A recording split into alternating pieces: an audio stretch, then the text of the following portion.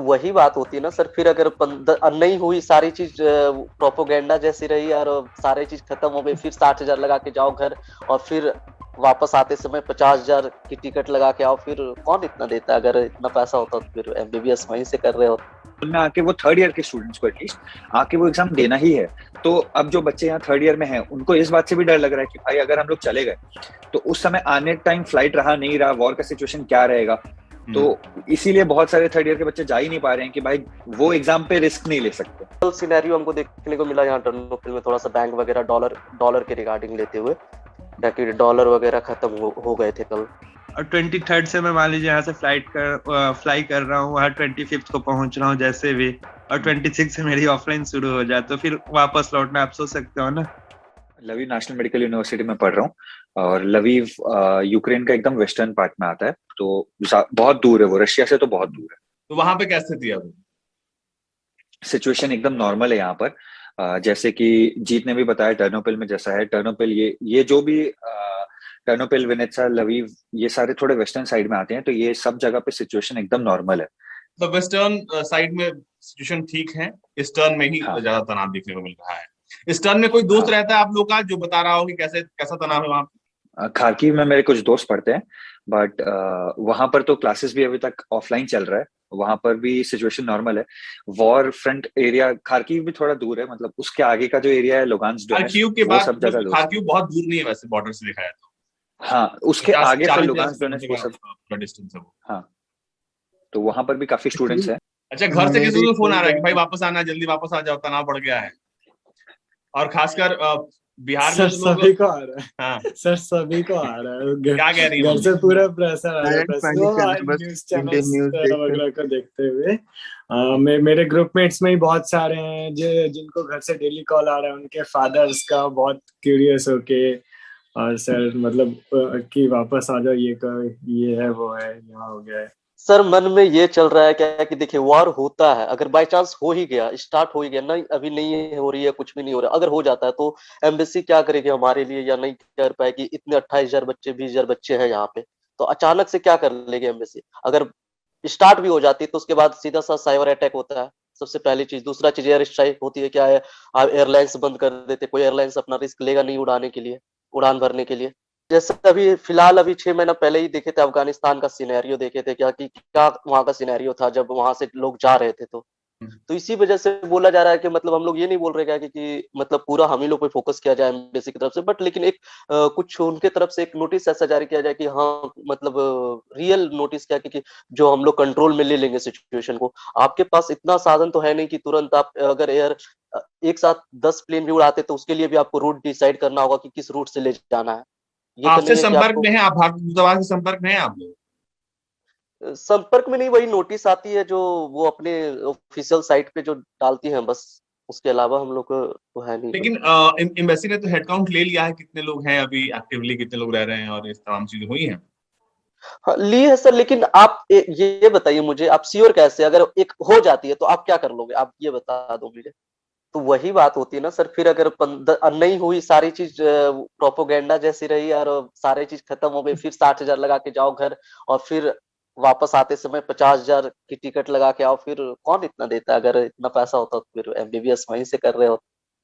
Sir plus हमारी university से ऐसा नोटिस आया कि हो सकता है अभी जैसे कोविड के कारण हमारी क्लासेस ऑनलाइन चल रही हैं 25th तक विनित्सा नेशनल मेडिकल यूनिवर्सिटी में। और हमने डीन ऑफिस से बात की, हमने मतलब उनसे पूछा कि हमें आप कुछ इन्फॉर्मेशन दे इसके बारे में। तो वो कह रहे कि हम श्योर नहीं है, हो सकता है 25 के बाद ऑफलाइन हो जाए क्लासेस, तो उसके बाद तुम चले जाओगे, फिर तुम वापस ऑनलाइन ऑफलाइन क्लासेस अटेंड करने कैसे आओगे। तो ये बात हो जाती, फिर हम ऐसे छोड़ के जा नहीं सकते कि अगर ऑफलाइन हो गई तो हमारे लिए और प्रॉब्लम्स क्रिएट हो जाएंगी। This is the major problem sir. देखिए, 2-3 कंसर्न है। मेन ऑनलाइन ऑफलाइन का कंसर्न है हर यूनिवर्सिटी में ऑलमोस्ट, कोविड के कारण, वॉर के कारण नहीं है ऑनलाइन ऑफलाइन वाला कंसर्न। और दूसरा कंसर्न है जो थर्ड ईयर में स्टूडेंट्स है, यहाँ पर होंगे थर्ड ईयर के भी, उनका जो एक फाइनल एग्जाम होता है थर्ड ईयर और 6th ईयर के बाद, यहाँ पर एक मैंडेटरी एग्जाम होता है खाली यूक्रेन में, तो वो एग्जाम ऑफलाइन ही होता है और वो सबसे इम्पोर्टेंट एग्जाम है हमारे लिए। एग्जाम का क्या नाम है? क्रॉक एग्जाम।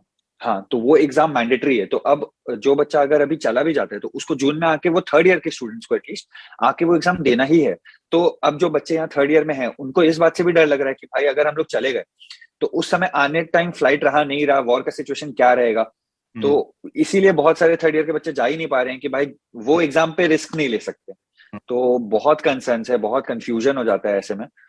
अगर एम्बेसी कुछ बोल दे कि भाई राइट टाइम है जाने का, वो तो अभी बस एडवाइजरी है कि यू मे लीव, तो अगर सर वो सही रहेगा। मैं अपनी बात में राय रखना चाहूँ तो मेरे ख्याल से बताइए। ऐसा हो रहा है कि एम्बेसी तो अभी कहेगी ही, जिस हिसाब से ये सिचुएशन है एम्बेसी चाहेगी कि जितने जल्दी बच्चे जितने जल्दी हो सके तो वो चले जाए।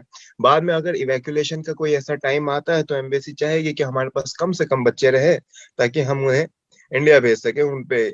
और दूसरी बात ये है कि ये ना तो ये तालिबान है ना तो ये अफगानिस्तान है, ये रशिया और कीव है।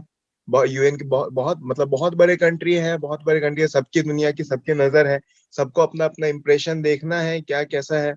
और इंडिया भी चाहेगी कि यहाँ ऑब्वियसली रशिया और इंडिया का बहुत अच्छा संबंध रहा है, तो रशिया किसी भी ऐसे इंडिविजुअल को हार्म तो नहीं करेगी। और रशिया कभी भी ऐसे पब्लिकली ये कॉमन लोगों पे तो अटैक नहीं करती है, नहीं करेगी। तो ये पॉलिटिकल इशू है, जैसा है मार्केट ऊपर नीचे का जो भी कुछ हो रहा है। और अमेरिका भी यही चाह रहा है, अमेरिका भी बीच में घुस रहा है, दोनों को भड़काने की कोशिश कर रहा है। तो ये समझ से परे है, एक तरह से कह सकते हैं इन लोगों के आपस की जो राजनीतिक है। कुछ होगा कि नहीं होगा इस पे हम कुछ नहीं कह सकते, ये तो खैर वक्त ही बताएगा। रोशन, मगर आप हम बताइए, आप कहाँ से हैं बिहार में, और क्या कहाँ पे इस वक्त पढ़ाई कर रहे हैं आप? कितने वक्त से हैं आप यूक्रेन में?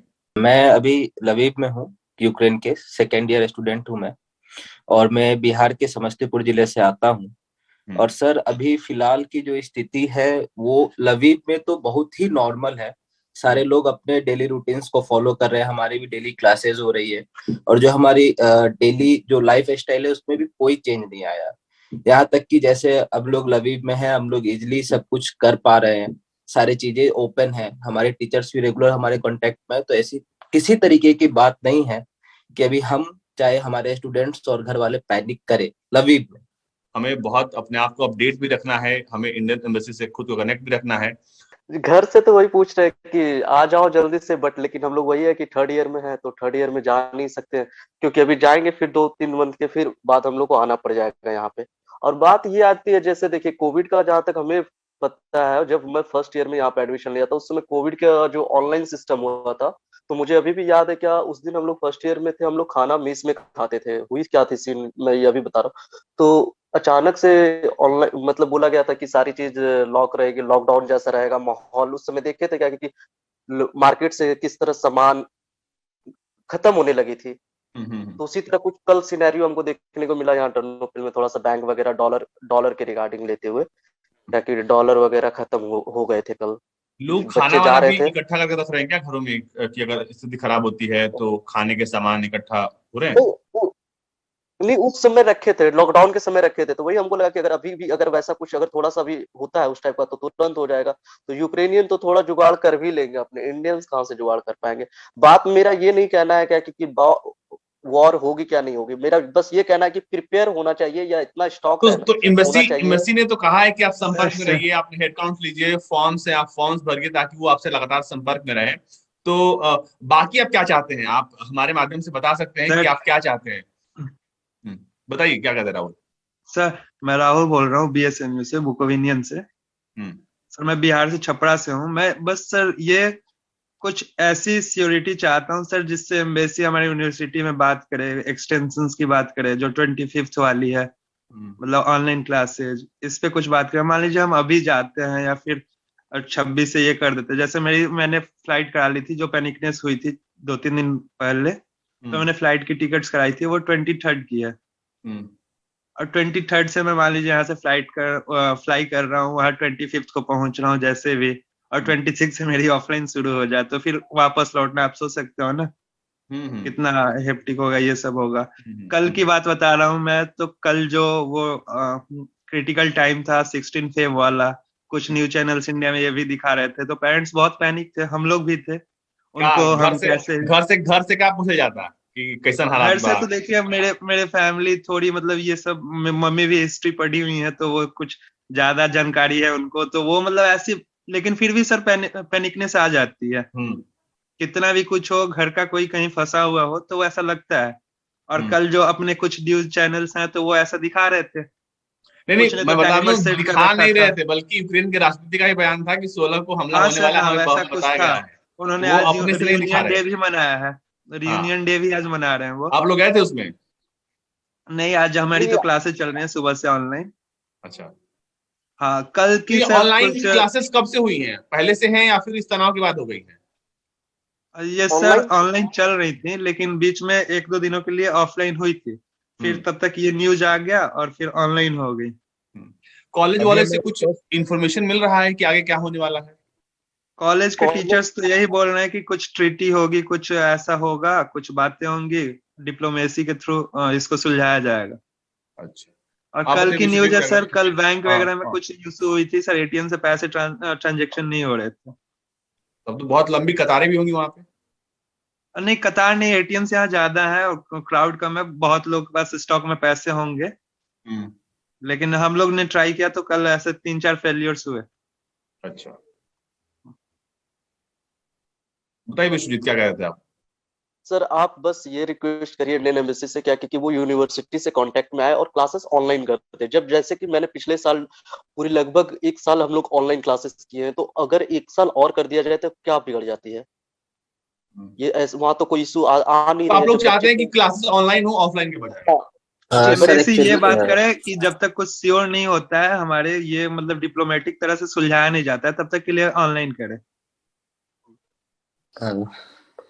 Sir Roshan I want to say hmm, actually sir जो एम्बेसी का लेटर इविक्वेशन का आया है और जो कल एक लवीव नेशनल मेडिकल यूनिवर्सिटी ने एक लेटर सर्कुलेट किया है, उसमें जो बोला गया है लवीव यूनिवर्सिटी के द्वारा कि जो ये क्लासेस ऑनलाइन है ये ड्यू टू कोविड केस के कारण है, ना कि किसी वार सिचुएशन के कारण। तो अगर वार नहीं होती है तो फिर हमें वापस ऑफलाइन क्लास अटेंड करने के लिए हमें अपनी यूनिवर्सिटी चाहे लवीव आना पड़ेगा। तो सर बात यह है कि अभी जो करेंट प्राइसेज हैं फ्लाइट के, वो अप्रोक्सीमेटली 60 to 80,000 के बीच में आ रहे हैं अगर हम अभी ऐसे निकलना चाहते हैं तो। और सर अगर फिर ये मार्च में ऑफलाइन करते हैं, फिर हमें आने के लिए फिर सर 40,000 अप्रोक्स खर्च करना पड़ेगा। क्योंकि सर हम यूक्रेन इसी के लिए मेडिकल पढ़ने आते हैं क्योंकि यहाँ की सर चीपर है, हमारे इंडिया से सर ये सस्ती यहाँ पे पढ़ाई होती है। लेकिन सर अगर हम पूरी बजट देख ले, अगर इसमें हम वहाँ इंडिया जाते हैं और फिर आते हैं, तो सर हमारे लगभग सर जो 1 लाख एवब का ये खर्च सर इंक्लूड होगा हमारे बजट में। तो सर हम ये चाहते हैं कि इंडियन एम्बेसी और जो यहाँ पे यूनिवर्सिटीज है वो एक ऐसा कंबाइंड डिसीजन निकाले कि हाँ वो ये पूरे टर्म ऑनलाइन रखेंगे, ताकि जब हम यहाँ से छोड़े, जब हम ये लवीव चाहे जो भी स्टूडेंट जिस यूनिवर्सिटी में पढ़ रहे हैं, वो जब यहाँ से इंडिया जाए तो उनको वापस इन मिड टर्म ना आना पड़े। क्योंकि अभी अगर हम देखें तो फरवरी इन सेकेंड वीक चल रही है और अगर मार्च फर्स्ट वीक में हमें बुलाया जाता है तो सर ये बहुत शॉर्ट टाइम का इंटरवल होगा हमारे इंडिया रुकने के लिए। ठीक है वैभव, आप बताइए अपने यहाँ के हालात। घर से मम्मी तो बोलती होंगी कि अरे आ जाओ यार, क्या करोगे, इतने हालात बुरे हैं। ऑफ कोर्स बोलते हैं, चाचू तो अभी बोल रहे हैं कि भाई जितने का टिकट हो रहा है आ जाओ, सेंस नहीं बनता है। तो मैं बीच में इतना टिकट्स का प्राइस महंगा हो रहा था तो और भी ऑल्टरनेटिव्स देख रहा था। हमारे यहाँ से पोलैंड पास में है, पोलैंड का वीजा वगैरह भी बहुत इजीली मिल जाता है, तो वो ऑल्टरनेटिव्स भी मैंने थोड़ा देखा था। बट हाँ देखते हैं अगर अभी मान अगर लो टिकट स्थिति खराब होती है तो आप लोग वहां से पोलैंड चले जाओगे? पोलैंड हो गया, सर्बिया हो गया, ऐसा कुछ कंट्रीज है तो जो आसपास में है अपने, वो सब कंट्रीज अगर जा सकते हैं तो वहां का वीजा लगेगा, शेंजन वीजा। बट हाँ वो अल्टरनेटिव भी मैंने सोच रखा था। तो अभी देखते हैं, अगर सस्ता हो तो इंडिया ही जाएंगे, क्योंकि घर जाएंगे तभी घर वालों को भी संतुष्टि मिलेगा कि हाँ अभी ठीक है।